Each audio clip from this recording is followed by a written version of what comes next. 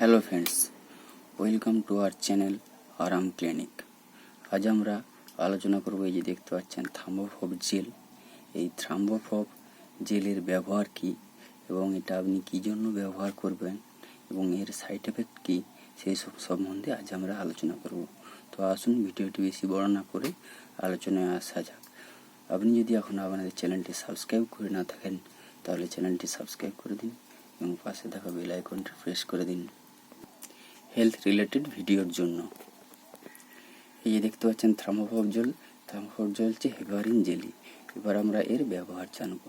থার্মোফব jail is an anti-coagulant, যা রক্ত জমাট বাঁধা প্রতিরোধ করে এবং ব্যথা হ্রাস করে এবং ফোলার গতিও কমায়।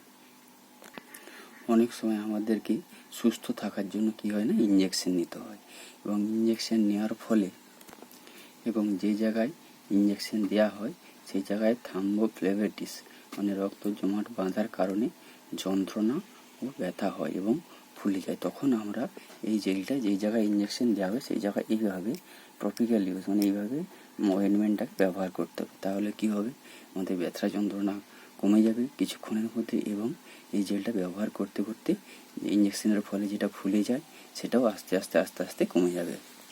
এছাড়াও এই যে দেখতে পাচ্ছেন থার্মোফব জেল, এই থার্মোফব জেলটা বাহ্যিক আঘাতের চিকিৎসার জন্য ব্যবহার করা যেতে পারে।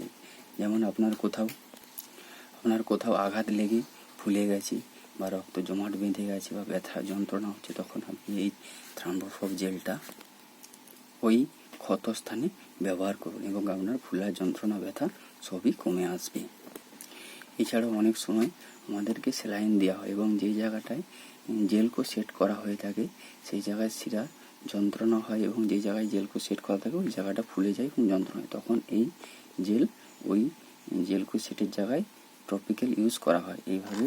এইভাবে ইউজ করা হয়ে থাকে এবং এর যন্ত্রণা উপশম হয় এবং ফুলাও কমে যায়। এবার আমরা এর সাইড এফেক্ট সম্বন্ধে কথা বলবো। এর সাইড এফেক্ট কি, থার্মোফব জেলে সাধারণত কোনো পার্শ্ব প্রতিক্রিয়া দেখা যায় না বললেই হয়। সবশেষে আপনার কাছে একটা ছোট্ট রিকোয়েস্ট করবো, চ্যানেলটিকে সাবস্ক্রাইব করার জন্য এবং ভিডিওটি ভালো লেগে থাকলে লাইক করবেন, শেয়ার করবেন এবং কমেন্ট করবেন। অবশ্যই কমেন্ট করে জানাবেন আপনারা কী ধরনের ভিডিও চাইছেন। Thanks for watching.